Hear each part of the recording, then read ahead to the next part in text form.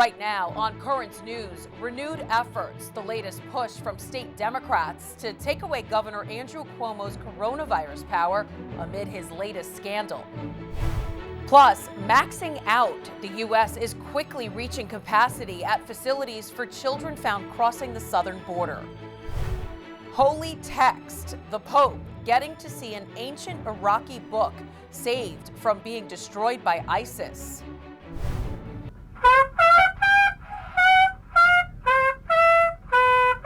And music history, a look at Louis Armstrong's roots in the Diocese of Brooklyn.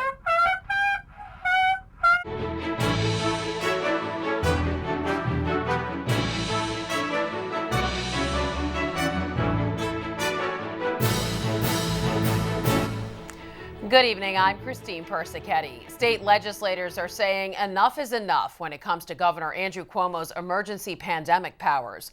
Over the last year, the governor has issued hundreds of executive orders and directives, including requiring nursing homes to take in COVID patients. But a new scandal is igniting the calls to take those powers away. Currents News' Jessica Easthope has more.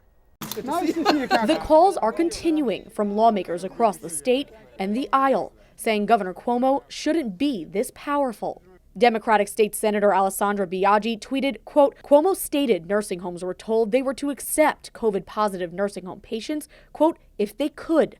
The 325 directive does not have if they could language. State Assemblyman Ron Kim also tweeted, quote, we must repeal Cuomo's legal immunity for nursing home executives now. No more excuses. This comes after a scathing report by the state attorney general that the Cuomo administration underreported nursing home deaths due to COVID-19, something the governor has adamantly denied. New York State DOH has always fully and publicly reported all COVID deaths in nursing homes and hospitals. Nearly a year ago, when New York began to experience an unprecedented health crisis, the state legislature passed a bill lawmakers thought would help oust the deadly virus. But buried in the bill was a part that allowed Governor Andrew Cuomo to suspend, modify, and create laws by issuing directives and executive orders. Now, a year later, the governor has issued more than 230 directives. One that mandated nursing homes to take in COVID-positive patients resulted in the deaths of more than 15,000 nursing home residents across the state. I've called for the governor to resign at this point because this is inexcusable.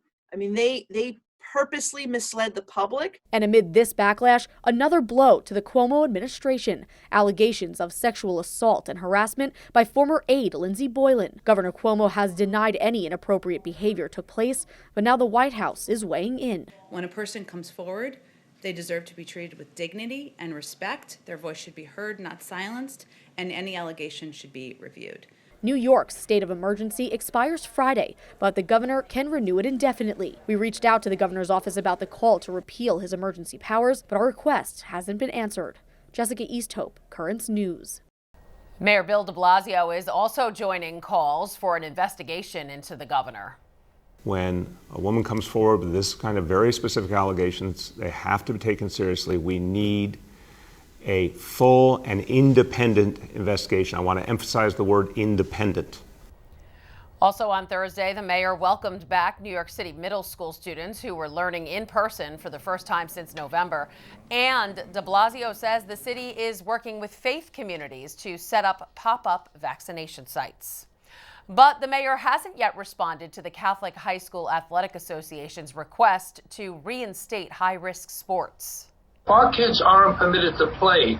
They're going to look to play someplace else. They'll look to play outside groups. You can be guaranteed that the outside groups in AAU are not educators and they will not take the COVID seriously.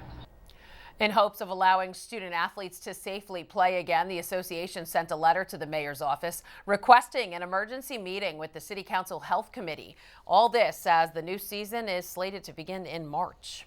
Over now to an update on New York State's nursing homes. The facilities are now seeing a decline in COVID cases. Since late December, new cases among residents have dropped by nearly 80%. That's according to a report by the New York Times. Experts say the COVID vaccine is behind the drop.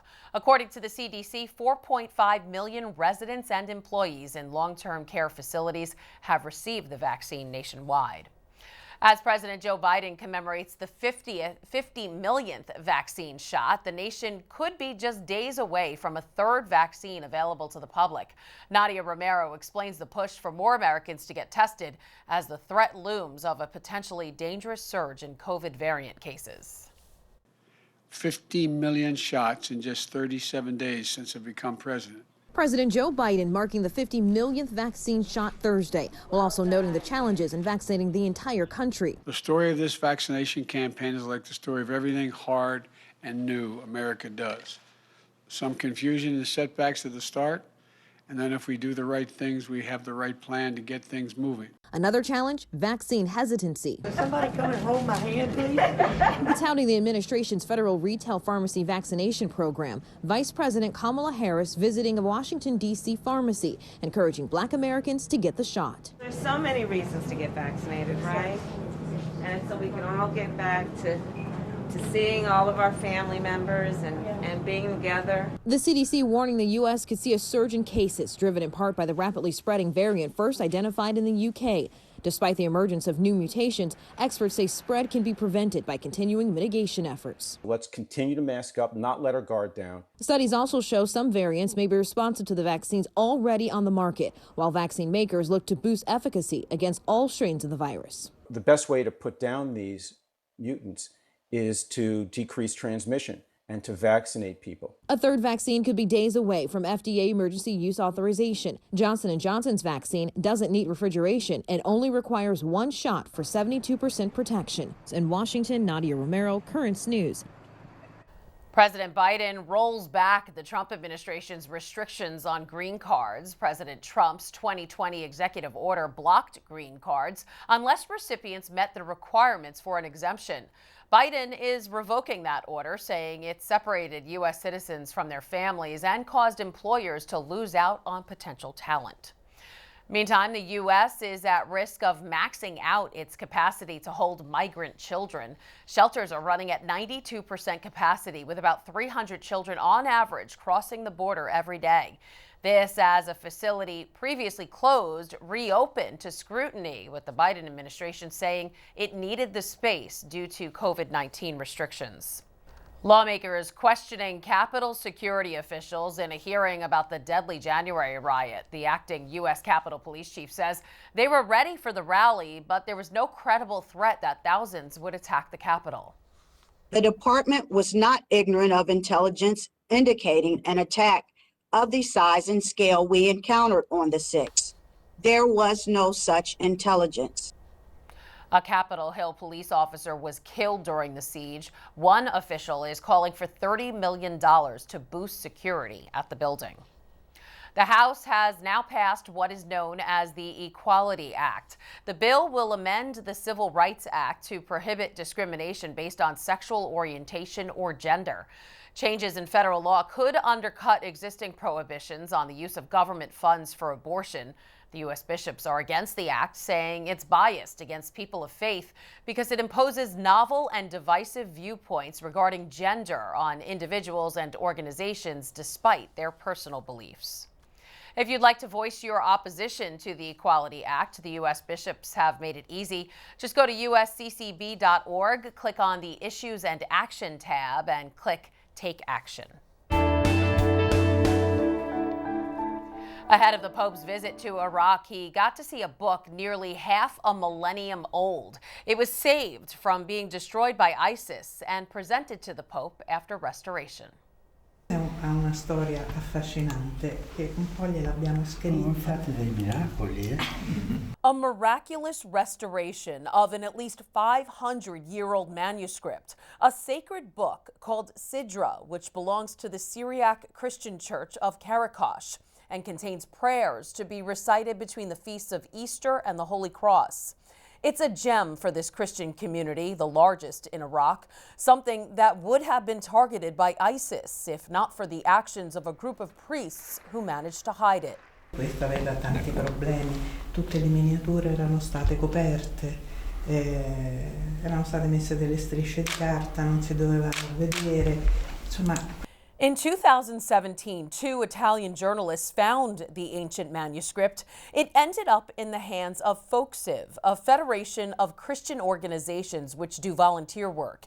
Its members restored the book, which they call the Refugee Book, because it was a silent witness of the persecution of Iraq's minorities between 2014 and 2017. Before returning it to its land of origin, those who restored the book, like Lucilla Nucitelli from the Iqbal organization, wanted to show it to Pope Francis. She told the Pope it took 10 months to complete the project.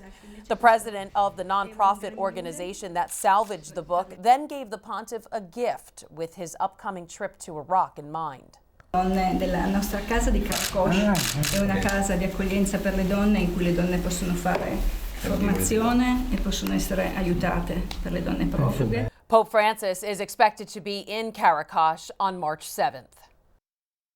The city of Karakosh is known as the Vatican of Iraq because it's home to the country's largest Christian community. It's also the city that suffered the most damage from ISIS. The pontiff hopes to show solidarity with the dwindling Christian population in Iraq. Although there are no official estimates, the country's Catholic Patriarch, Cardinal Louis Sacco, estimates that as many as 1 million Christians have fled Iraq since the war in 2003. That means about 500,000 remain, with some estimates putting the number even lower to fewer than 250,000.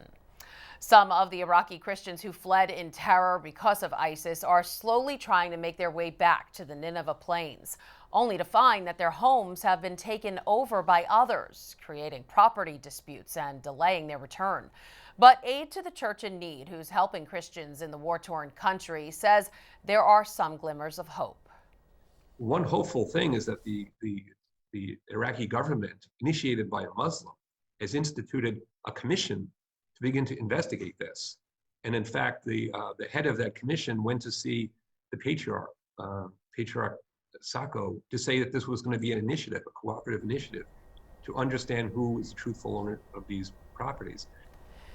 It's that spirit of cooperation Pope Francis hopes to inspire. The Holy Father will go to the Nineveh Plains, visiting the newly restored Church of the Immaculate Conception in Karakosh, then travel to Erbil to celebrate Mass.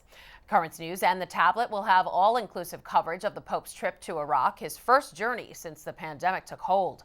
That begins on Friday, March 5th through the 8th. Coming up, a famous musician's ties to the diocese. It's Black History Month, and right now I'm standing inside an American icon's living room, and the home is right here in Corona, Queens. I'm Emily Druvy. That's ahead. Plus, how one woman is helping Catholics of color join together. And why are these nuns dancing? We have a look at the video that is taking over the internet. All that and more after the break. There are now some big changes to the Tablet website. You can get personalized access to the Catholic news you value. Sign up for free at thetablet.org.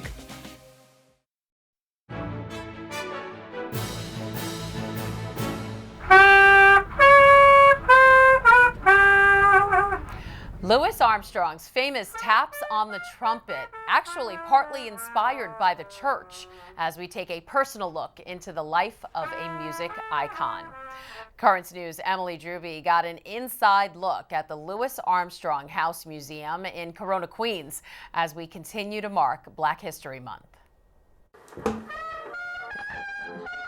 A space untouched by time, a melody that lasts forever. It feels like Louis and Lucille just stepped out for a moment and they're coming right back. The Corona, Queens home of American icon Louis Armstrong.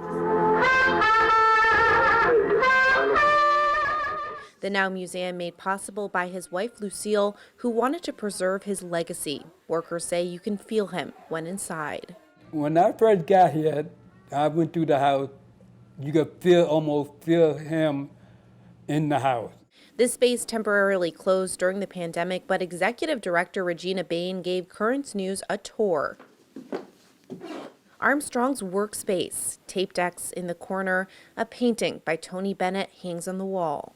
Were they good friends? Yes, they loved each other. On the desk, handwritten notes. And he talks about listening to the hymns, the soprano solo, the church choir. A preserved bedroom. Lucille's gloves lay on the dresser. In the corner, a space to pray. She was a devout Catholic. Lucille's Catholicism was a big part of her life, and she actually worshipped right around the corner from the house here. At Our Lady of Sorrows, Louis was more spiritual than religious, although researchers discovered he was baptized Catholic right after birth, likely because of his Catholic grandmother. Before the pandemic, people from all over the world visited the space, drawing inspiration from his talent and his story. Slavery had just ended in the United States when he was born in 1901. He lived through the civil rights era. He lived in that time. And yet, he was still able to become an American icon that represented the beauty and the innovation and the excellence of this country. And that's who he is as a Black person, as a Black man, and as a musician. Soon, visitors will be able to feel even closer to the jazz legend. The Armstrong Center is being built across the street. Extensive archived sound will be on display. An important legacy forever preserved in this quiet Queens neighborhood. In Corona, Emily Druby, Currents News. For more information about visiting the Louis Armstrong House Museum, just head to their website, louisarmstronghouse.org. A Catholic woman in Texas wanted to give a voice to people of color, something she thought was lacking in Catholic writing and speaking circles. So she created a platform that helps conference organizers find more diverse speakers for their events. Letitia Ochoa Adams, the creator of CatholicSpeakersOfColor.com, joins us now. So Letitia, what inspired you to create this website? I was having a really hard time trying to figure out exactly what I could do to try to help bring awareness to Black speakers, Hispanic speakers, and how I could try to help kind of combat the issue of racism within our church and our country. It was a little bit overwhelming, and then I just came up with this idea that I could just make a list of people that I knew. I've kind of met a lot of people here and there in my time in Catholic circles, and so I thought I could just come up with a list. I can just share that list.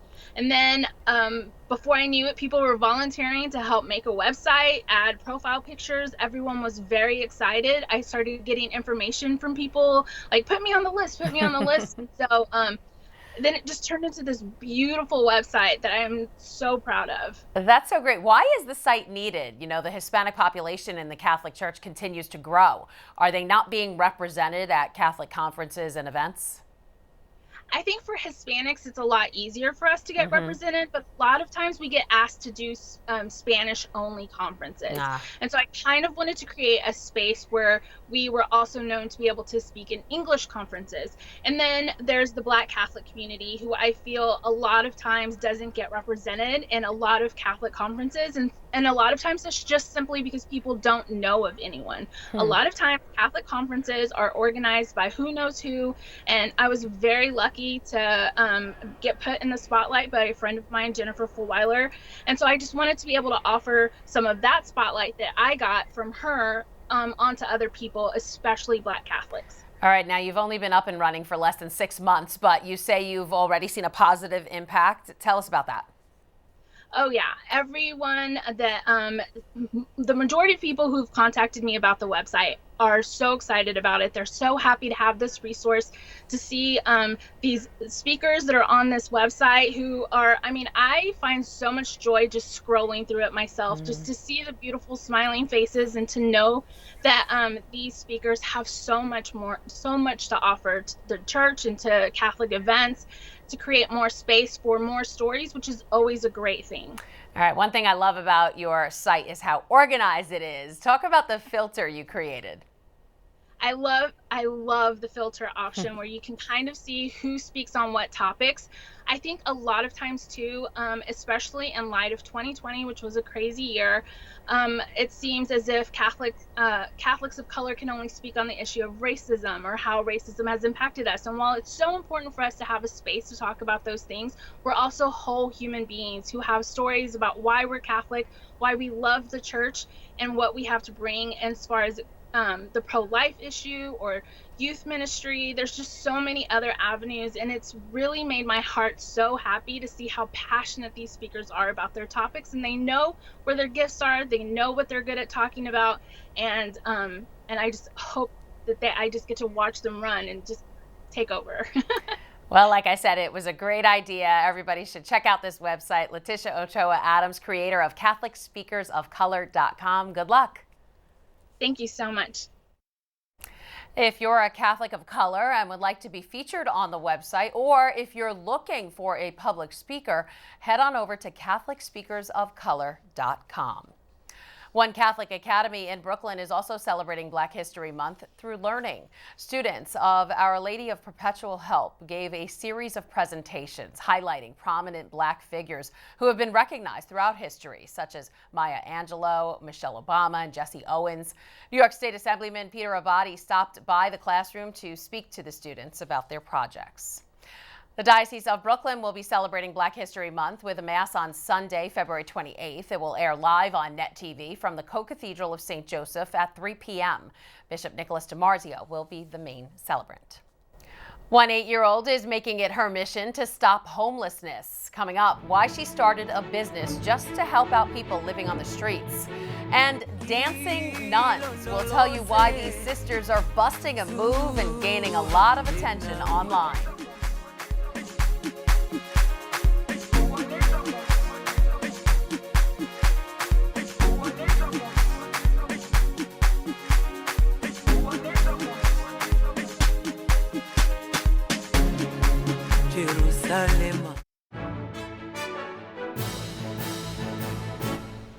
An 8-year-old girl in Milwaukee is doing her part to stop homelessness. Peyton Anderson was upset when she found out her uncle was left homeless and decided to take action when she discovered there are kids her own age out on the street. More than 2.5 million children that are just like me that are homeless. And I was like, yeah, no, that's not happening.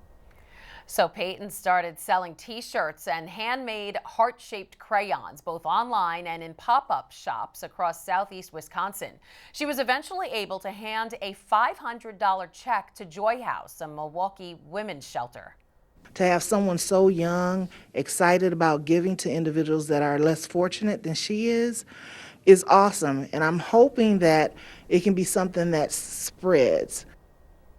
Peyton's next goal is to raise $1,000 for those in need, and I don't doubt she'll do that.